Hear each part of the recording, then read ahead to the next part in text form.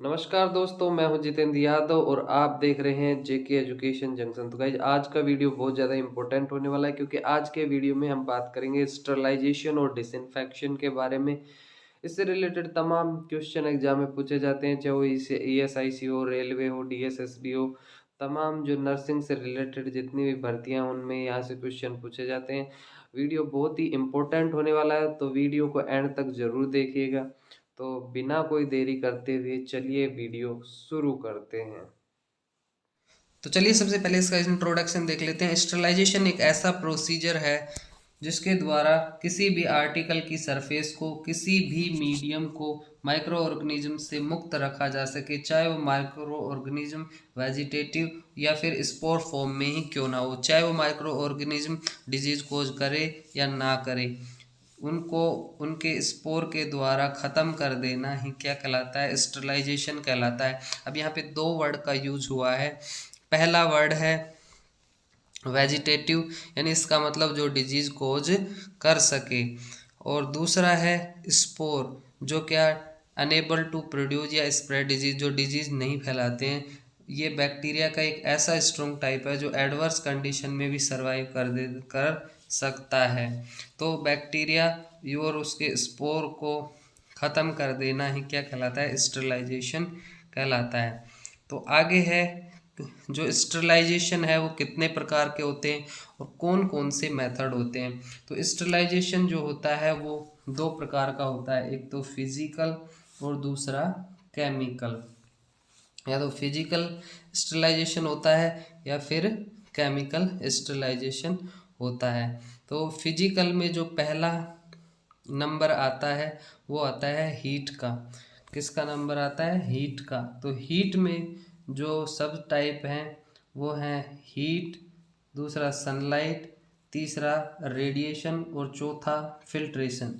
अभी केवल अपन इसके ब्रांचेस का केवल नाम देख रहे हैं, आगे इनको डिटेल में अपन समझेंगे कि ये होता क्या है और कैसे कैसे स्टरलाइजेशन करते हैं, कौन कौन सी विधियां होती हैं, उनका डिटेल में हम आगे डिस्क्राइब करेंगे। अभी केवल इनका नाम अपन देख रहे हैं। तो फिजिकल में पहला है हीट, दूसरा है सनलाइट, तीसरा है रेडिएशन और चौथा है फिल्ट्रेशन। उसके बाद में जो सेकंड पार्ट इसका आता है वो आता है केमिकल। तो केमिकल में पहला होता है अल्कोहल, दूसरा एल्डिहाइड, तीसरा फिनोल्स और चौथा हेलोजेंस। ये केमिकल स्टरलाइजेशन के मेथड हैं। ओके, उसके बाद में अगर हम फिजिकल के अंदर हीट की बात करें तो हीट के अंदर दो प्रकार की होती हैं, या तो ड्राई हीट होगी या फिर मॉइस्ट हीट होगी। तो ड्राई हीट के अंदर पहला आता है रेड हीट, दूसरा फ्लैमिंग, तीसरा इंसिनरेशन और चौथा है हॉट एयर ओवन। और अगर हम मोस्ट हीट की बात करें तो इसके अंदर पहला आता है कि टेम्परेचर जो होता है वो 100 डिग्री से कम रखा जाता है, इसको हम कहते हैं पास्चुराइजेशन। दूसरा, टेम्परेचर जब हम 100 डिग्री के ऊपर रखते हैं यानी 100 डिग्री रखते हैं, उसको हम कहते हैं बॉइलिंग। यानी जो वाटर होता है वो 100 डिग्री उसका बॉइलिंग पॉइंट होता है, 100 डिग्री पे वो उबलने लगता है। उसके बाद में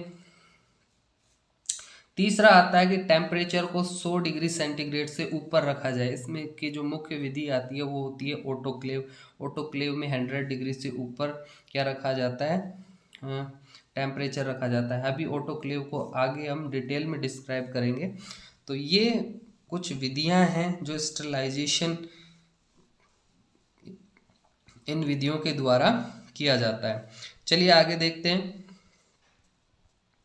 सबसे पहला आता है इसमें physical sterilization.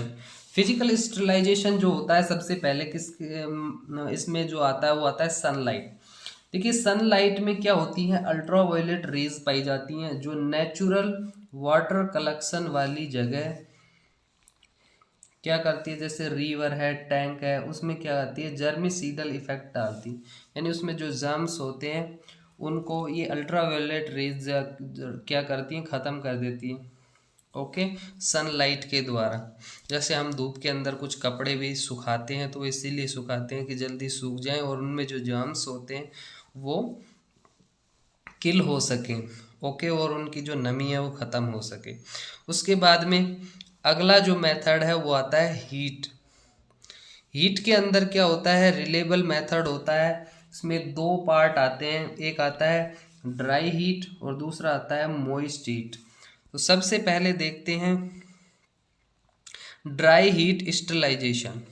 Dry heat sterilization इस मेथड के द्वारा माइक्रो ऑर्गेनिज्म की जो प्रोटीन है उसका डीनेचुरेशन होने लगता है और इसको 4 पार्ट्स में क्या किया है, डिवाइड किया गया है। जैसे पहला आता है रेड हीट, दूसरा फ्लेमिंग, तीसरा इंसिनरेशन और चौथा हॉट एयर ओवन। चलिए आगे देखते हैं। सबसे पहला इसके अंदर आता है रेड हीट। रेड हीट में क्या होता है, इस मेथड में ऑब्जेक्ट को तब तक गर्म करते हैं जब तक ऑब्जेक्ट गर्म होके पूरा लाल न हो जाए। जैसे मान लीजिए कोई तार है, तार को आग में इतना रखेंगे कि वो तार पूरा क्या हो जाए, रेड कलर का हो जाए, तो इसको कहते हैं रेड हीट मेथड। और जैसे कोई वायर्स हैं या इनोकुलेटिंग जो लूप्स होते हैं उनको इस विधि के द्वारा क्या किया जाता है, स्टरलाइज किया जाता है। उसके बाद में सेकंड मेथड है फ्लेमिंग। फ्लेमिंग में क्या होता है, कोई ऑब्जेक्ट है उसको फ्लेम में से यानी कि जलती हुई जो लौ होती है या जलती हुई कोई जो लूप होता है उसमें से गुजारा जाता है। जैसे ग्लास स्लाइड हैं या अपने स्केपल्स हैं। स्केपल्स जो होते हैं, this is the second choice method of wire sterilization. ये जो फ्लेमिंग है ये क्या है, सेकंड चॉइस मेथड है वायर स्टरलाइजेशन का। फर्स्ट क्या है, फर्स्ट है रेड फ्लेम और सेकंड क्या है, फ्लेमिंग। ओके, उसके बाद में अगला आता है इंसिनरेशन। इंसिनरेशन के अंदर क्या होता है, हाई टेम्परेचर रखा जाता है। It is a high temperature and dry oxidation method,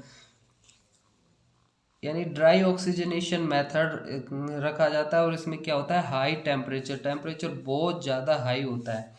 incineration temperature जो होता है वो होता है 1400 डिग्री से 2200 डिग्री फ़ारेनहाइट, यानी अप्रोक्सीमेटली 870 से 1200 डिग्री सेंटीग्रेड के लगभग इसमें क्या होता है, तापमान रखा जाता है, यानी बहुत ही हाई टेम्परेचर इसके अंदर रखा जाता है। अच्छा, ये मेथड क्यों यूज़ किया जाता है, destroy all pathological material of hospital के जितने भी पैथोलॉजिकल जो मटेरियल होते हैं वो सारे इसी मेथड के द्वारा डिस्ट्रॉय किए जाते हैं।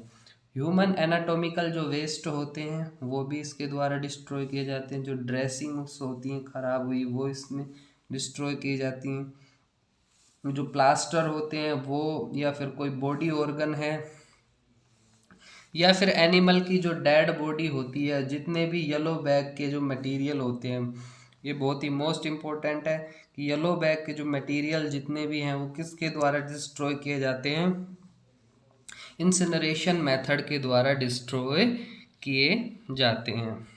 उसके बाद में अगला मेथड आता है हॉट एयर ओवन। अगला मेथड क्या है, हॉट एयर ओवन। ये first degree choice method of glass product sterilization, यानी ग्लास के जितने भी प्रोडक्ट होते हैं उनको स्टरलाइज करने का ये सबसे बेस्ट मेथड है, हॉट एयर ओवन। इसमें टेम्परेचर 160 डिग्री सेंटीग्रेड रखा जाता है 2 घंटे के लिए, और अगर 170 डिग्री सेंटीग्रेड टेम्परेचर रखते हैं तो 1 घंटे के लिए रखना पड़ेगा।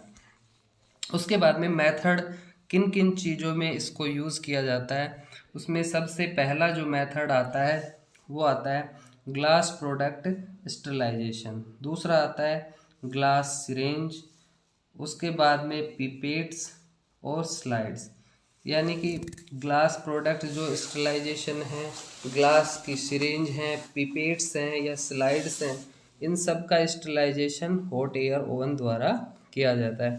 जितने भी सर्जिकल आइटम हैं जैसे स्केपल्स हैं, सीजर है, फोर्सेप हैं, वो सब इसके द्वारा स्टरलाइज किए जाते हैं। सर्जिकल आइटम हैं, उसके अलावा जो केमिकल हैं जैसे लिक्विड पैराफिन है, सल्फोनामाइड पाउडर है, वो इसके द्वारा स्टरलाइज किए जाते हैं। उसके बाद ड्राई हीट ओवन में ऑब्जेक्ट को, ड्राई हीट जो ओवन है उसमें ऑब्जेक्ट को एल्युमिनियम की जो फॉइल आती है उसके अंदर लपेट के या व्रैप करके रखते हैं। ओके, मोस्ट इम्पोर्टेंट है। उसके बाद में moist heat sterilization. Moist heat sterilization, इसमें टेम्परेचर क्या, सबसे पहली विधि जो है उसमें क्या करते हैं, टेम्परेचर 100 डिग्री से कम रखते हैं, टेम्परेचर बिलो 100 डिग्री सेंटीग्रेड। इसमें सबसे पहला आता है pasteurisation of milk. Pasteurisation milk में भी 2 प्रकार की विधियां होती है पास्चुराइज मिल्क को करने की। पहला आता है होल्डर मेथड। होल्डर मेथड में क्या होता है, टेम्परेचर 63 डिग्री सेंटीग्रेड 30 मिनट के लिए रखते हैं। फ्लैश मेथड जो होता है उसमें टेम्परेचर 72 डिग्री सेंटीग्रेड 20 सेकंड के लिए रखते हैं। इसके बाद 13 डिग्री सेंटीग्रेड के कोल्ड टेम्परेचर पे इसको रखते हैं। सबसे पहले 72 रखेंगे तापमान 20 सेकंड के लिए, उसके बाद में उसको तुरंत ठंडा कर देंगे 13 डिग्री सेंटीग्रेड पे। तो ये मिल्क का क्या हो जाता है, पास्चुराइजेशन हो जाता है, यानी उसके अंदर जो बैक्टीरियाज वगैरह होती हैं वो सब खत्म हो जाते हैं। उसके बाद में अगला आता है इंसिपिशेशन। इसके अंदर टेम्परेचर जो होता है वो 80 टू 85 डिग्री सेंटीग्रेड रखा जाता है 30 मिनट के लिए। जैसे एग है, शुगर है या श्रिम्प कल्चर मीडिया के स्टरलाइजेशन के लिए इसका यूज़ किया जाता है। उसके बाद में अगला आता है वैक्सीन बाथ। वैक्सीन बाथ के अंदर क्या करते हैं, टेम्परेचर जो होता है वो 60 डिग्री सेंटीग्रेड रखते हैं 1 घंटे के लिए। ये मोस्टली जो वैक्सीन जो होती हैं उनके स्टरलाइजेशन के लिए यूज़ किया जाता है। मोस्टली जो बैक्टीरियल जो वैक्सीन होती है उनके स्टरलाइजेशन में इसका यूज़ किया जाता है। उसके बाद में सेकंड जो मेथड है वो है, इसमें टेम्परेचर 100 डिग्री सेंटीग्रेड रखते हैं। इसमें पहला आता है बॉइलिंग। बॉइलिंग में 100 डिग्री तापमान रखा जाता है 20 से 30 मिनट के लिए, जिसमें शार्प इंस्ट्रूमेंट जो होते हैं उसको बॉइलिंग मेथड से स्टरलाइज नहीं करना चाहिए कभी भी, बिकॉज जो बॉइलिंग से क्या होता है, शार्प इंस्ट्रूमेंट क्या हो जाता है, ब्लंट हो जाता है। तो इसलिए कभी भी, ये मोस्ट इम्पोर्टेंट है, कभी भी शार्प जो इंस्ट्रूमेंट होते हैं उनको बॉयल नहीं किया जाता है। उसके बाद में टिंडलाइजेशन अगला मेथड है। टिंडलाइजेशन, इसमें 100 डिग्री सेंटीग्रेड रखते हैं 20 मिनट के लिए और 3 सक्सेसिव डेज के लिए ये रखा जाता है। पहला है इसका एग्जाम्पल सीरम, दूसरा है शुगर कल्चर मीडिया, ये इसके एग्जाम्पल हैं टिंडलाइजेशन के। उसके बाद में temperature above 100 degree centigrade. Temperature above 100 degree centigrade में सबसे पहला आता है ऑटोक्लेव। ऑटोक्लेव की खोज किसने की, इन्वेंटेड बाय चार्ल्स चैम्बरलैंड ने इसकी खोज की। चार्ल्स चैम्बरलैंड ने इसकी इनोवेशन किया 1884 में।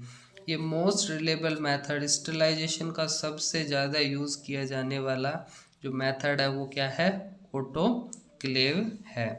उसके बाद में इसके अंदर 3 प्रकार से स्टरलाइजेशन कर सकते हैं अकॉर्डिंग टू सिचुएशन। पहला आता है 120 डिग्री सेंटीग्रेड, अगर हम टेम्परेचर रख रहे हैं तो 15 मिनट के लिए रखेंगे और प्रेशर कितना रखेंगे, 15 lbs पर इंच स्क्वायर। अगर 126 डिग्री सेंटीग्रेड टेम्परेचर रख रहे हैं तो 10 मिनट के लिए रखेंगे और प्रेशर 20 lbs पर इंच स्क्वायर। अगर 133 डिग्री सेंटीग्रेड टेम्परेचर रख रहे हैं तो 3 मिनट के लिए रखेंगे और प्रेशर 30 lbs पर इंच स्क्वायर रखेंगे। उसके बाद method use in sterilization of, किन किन चीज़ों में स्टरलाइजेशन का यूज़ किया जाता है, सर्जिकल इंस्ट्रूमेंट, जितने भी सर्जिकल इंस्ट्रूमेंट हैं उनको स्टरलाइजेशन करने का मेथड ऑटोक्लेव होता है। इसमें शार्प इंस्ट्रूमेंट जो होते हैं उनको छोड़ देंगे, क्योंकि शार्प इंस्ट्रूमेंट को कभी भी हम बॉईल नहीं करते हैं, और उनको किसके द्वारा, केमिकल के द्वारा क्या किया जाता है, स्टरलाइज किया जाता है। दूसरा, रबर आइटम जो है, ग्लव्स हो गए, ड्रेसिंग मटेरियल जैसे गोज और बैंडेज हो गई, क्लोथ्स जैसे गाउन, कैप, बेडशीट और पिलो कवर, कल्चर मीडिया और नॉन डिस्पोजेबल जो आइटम होते हैं उन सब का स्टरलाइजेशन ऑटोक्लेव के द्वारा किया जाता है। उसके बाद में तीसरा आता है फिल्ट्रेशन। इसके अंदर 0.75 माइक्रोमीटर का एक फ़िल्टर काम में लेते हैं, और इसमें क्या, जैसे एंटीबायोटिक सॉल्यूशन है, एग है, सीरम मीडिया है, या फिर वाटर का प्योरिफिकेशन करने में फिल्ट्रेशन मेथड का यूज़ किया जाता है। उसके बाद में अगला आता है रेडिएशन। रेडिएशन में मोस्टली जो रेडिएशन यूज़ की जाती है वो गामा रेडिएशन कहते हैं। ये मोस्टली डिस्पोजेबल जो आइटम होते हैं उनको स्टरलाइज करने में यूज़ लेते हैं, जैसे कैथेटर हो गया, cannula, IV set, gloves, plastic syringe, इन सब का स्टरलाइजेशन किसके द्वारा किया जाता है, रेडिएशन के द्वारा, और मोस्टली गामा रेडिएशन के द्वारा किया जाता है, मोस्ट इम्पोर्टेंट। उसके बाद में अगला आता है डिसइंफेक्शन। क्या होता है, देखिए स्टरलाइजेशन में जो होता है, जो माइक्रो ऑर्गेनिज्म होता है उनको स्पोर समेत ख़त्म किया जाता है, लेकिन इसमें क्या किया जाता है, destroy all pathogenic and non pathogenic micro organism. इसके अंदर स्पोर ख़त्म नहीं होते हैं, केवल जो नॉन पैथोजेनिक और पैथोजेनिक और नॉन पैथोजेनिक जो माइक्रो ऑर्गेनिज्म होते हैं वो ही डिस्ट्रॉय होते हैं। सबसे पहले डिसइंफेक्शन जो होता है वो 3 प्रकार का होता है। सबसे पहले कॉनकरेंट डिसइंफेक्शन।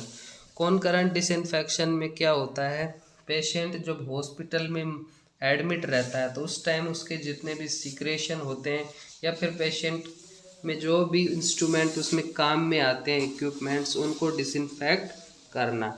दूसरा टर्मिनल डिसइंफेक्शन, यानी कि पेशेंट डिस्चार्ज हो जाता है, उसके बाद जो भी आर्टिकल जो होते हैं उनको डिसइंफेक्शन करना, जैसे या तो पेशेंट को कहीं ट्रांसफ़र करते हैं या फिर उसकी डेथ हो जाती है उसके बाद में। तीसरा आता है प्री करंट या प्रोफाइलेटिक डिसइंफेक्शन। इसमें डिजीज़ को रोकने हेतु पहले ही आर्टिकल को डिसइंफेक्ट करना, जैसे प्योरिफिकेशन ऑफ वाटर और पास्चराइजेशन ऑफ मिल्क, इसके एग्जाम्पल हैं। उसके बाद में केमिकल मेथड आता है। अभी आपने पढ़ा फिजिकल मेथड, अब हम पढ़ेंगे केमिकल मेथड। केमिकल मेथड में सबसे पहले आता है अल्कोहल के द्वारा। अल्कोहल में एथिल जो अल्कोहल होता है या फिर आइसोप्रोपिल अल्कोहल होता है उसका यूज़ किया जाता है, और अल्कोहल जो होता है वो स्किन के डिसइंफेक्शन करने में इसको यूज़ लिया जाता है। जो 70% जो अल्कोहल का मिक्सचर होता है उसको हम स्प्रिट कहते हैं। जो स्प्रिट हम यूज़ लेते हैं वो किसका होता है, 70% अल्कोहल का मिक्सचर होता है, most important.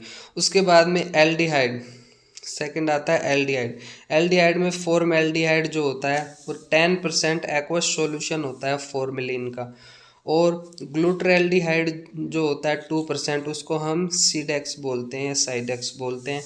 Most use of sterilization, sterilization का जो मोस्ट जो मेथड, केमिकल जो मेथड है वो है ग्लूटरल्डिहाइड 2%, मोस्ट इम्पोर्टेंट है ये। किन किन चीज़ों में इसका यूज़ होता है 2% ग्लूटरल्डिहाइड का, वो है सिस्टोस्कोप को, एंडोस्कोप, ब्रोंकोस्कोप, लैरिंगोस्कोप या फिर एंडोट्रेकियल ट्यूब के स्टरलाइजेशन में इसका यूज़ किया जाता है। उसके बाद में फिनोल्स या फिर कार्बोलिक एसिड, इसमें क्रीसोल आता है सबसे पहले। शार्प इंस्ट्रूमेंट को स्टरलाइज किसके द्वारा किया जाता है, क्रीसोल जो 5% सॉल्यूशन होता है उसको, उसके द्वारा इसको क्या किया जाता है, स्टरलाइज किया जाता है। द सोप सॉल्यूशन ऑफ क्रीसोल, जो क्रीसोल का जो सोप सॉल्यूशन होता है उसको लाइजोल बोलते हैं। लाइजोल का यूज़ किस में किया जाता है, फ्लोर को क्लीन करने में। डिसइंफेक्शन ऑफ एक्सक्रिएटा, एक्सक्रिएटा यानी जो यूरिन होता है या फिर जो फीकल मटेरियल होता है उसको डिसइंफेक्ट करने में लाइजोल का यूज़ किया जाता है। उसके बाद में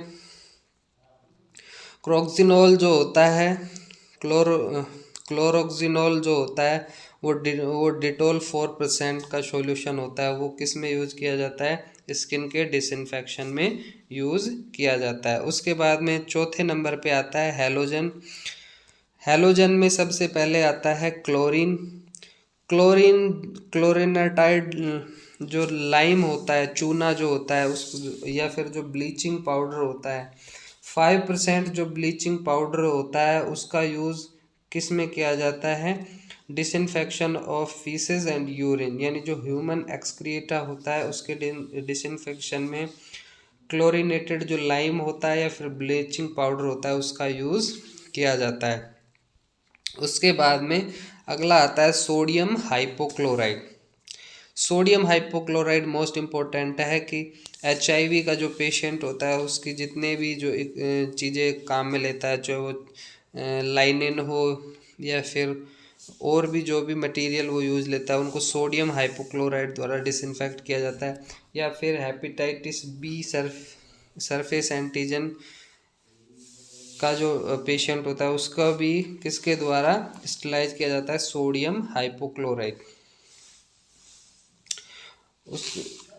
उसके बाद में आयोडीन। आयोडीन जो होता है, जो 2% जो बीटाडीन हम यूज़ लेते हैं वो स्किन के डिसइंफेक्शन में या फिर ड्रेसिंग करने में यूज़ लेते हैं। अगला आता है ऑक्सीडाइजिंग जो एजेंट आते हैं, जैसे H2O2 कहते हैं हाइड्रोजन पेरोक्साइड को। हाइड्रोजन पेरोक्साइड का यूज़ हम ड्रेसिंग और जो कॉन्टैक्ट लेंसेज है उसको क्लीन ड्रेसिंग करते हैं तो घाव को क्लीन करने में, कॉन्टैक्ट लेंसेज को क्लीन करने में यूज़ लेते हैं।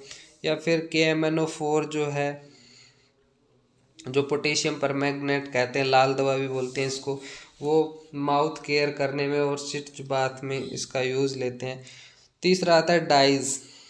जैनसन वॉयलेट जो होता है वो स्किन के डिसइंफेक्शन के अंदर यूज़ लेते हैं। उसके बाद में vapour phase disinfection. Vapour phase disinfection में सबसे पहले आता है एथिलीन ऑक्साइड। ये प्लास्टिक और जो रबर के आइटम होते हैं उनको डिसइंफेक्शन करने में और सूचर को डिसइंफेक्शन करने में यूज़ लेते हैं। उसके बाद में फॉर्मेलिन फ्यूमिगेशन। फॉर्मेलिन फ्यूमिगेशन जो होता है उसके अंदर 280 ml फॉर्मेलिन लेते हैं और 150 ग्राम KMNO4 यानी पोटेशियम परमैंगनेट लेते हैं। ये 1000 जो क्यूबिक फीट एरिया होता है उसको स्टरलाइज करता है, इतना मटेरियल, यानी 1000 स्क्वायर फीट जो एरिया होता है, 1000 क्यूबिक जो फीट एरिया होता है उसको स्टरलाइज करने में 280 ml फॉर्मेलिन और 150 ग्राम KMNO4 का यूज़ किया जाता है। उसके बाद में अगला आता है